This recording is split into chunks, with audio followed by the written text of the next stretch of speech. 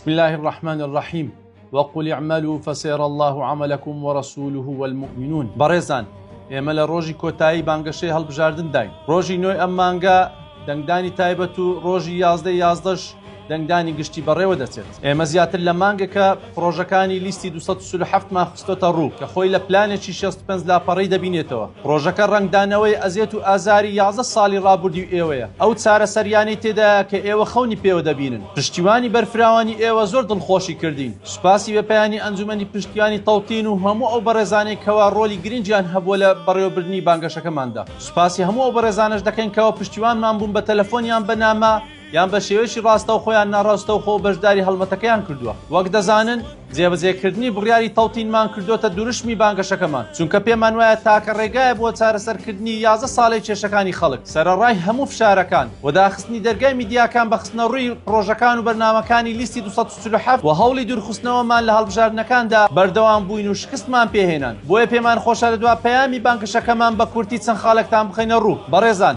ڕۆژی 11 ڕۆژی ڕاپرسی تەوتینە و خەڵکی هەولێر لە نێوان دوو ئەگەردا دەبن، یان ئەوەیە دەیانەوێت کێشەی موچە چارەسەری یەکزارەکی بکرێت و 30 ڕۆژ زارێک ڕاستەوخۆ موچەکانیان لە بانکە فیدراڵیەکان وەرگرن و لە بەرزکردنەوەی فەرمانبەران دەست پێ بکاتەوە و خانشینان قەرەبووی موچەفەوتەوەکانیان بکرێت، کاسبکار و بازرگانانی سەرانیان لەسەر نەمێنێت و بازار و کەساوەتەکەیان ببوژێتەوە، هەموو جۆرە قەرز و سولفەی هاوسەرگیری و عقارەکان وەربگیرێتەوە و بنزین و نەوتیش هاوشەوی عێراق هەرزان بکرێت. ئەوە یەک ڕێگە لە بەردەمە، ئەویش دەنگدانە بە لیستی 247 و ئەوانەشی دایانەوێت قەیرانەکان بەردەوام بێت و موچەکانیان بارمتەی ئەو دەسەڵاتە زاڵمە بێت، بنزین و نەوتیش بەگران بکڕن، تەنانەت بایعی خۆراق کەشیان ببڕێت، ئەوە دیسان با دەنگ بدەن بە دەسەڵات و نەخێر بۆ تەوتین بکەن. ئێمە ڕوومان لەوانە نییە، بەڵکو ڕوومان لەوانەیە ئەوانەی کەوا دایانەوێت ئەو زوڵمە بەردەوام نەبێت و کێشەی موچە تەنجی پێڵچنیون و ژیانیان لە خۆیان و لە ماڵ و منداڵ و کەسە نزیکانیان تاڵ کردووە. بۆ هێزەکانی پێشمەرگە و هێزەکانی دیکەش بۆمان باسکردن سیستەمێک لە ئێوە دەکرێت. موچەکانتان بەقەدەر نیوەی هاوشێوەکانتان نییە لە بەغدا، لە چەندین خزمەت گوزاری بێبەشن، بۆ خزمەتی حیزب و بنەماڵە حکومڕانەکان بەکارتان دەهێنن، کاتی ئەوەیە بڕیار بدەن و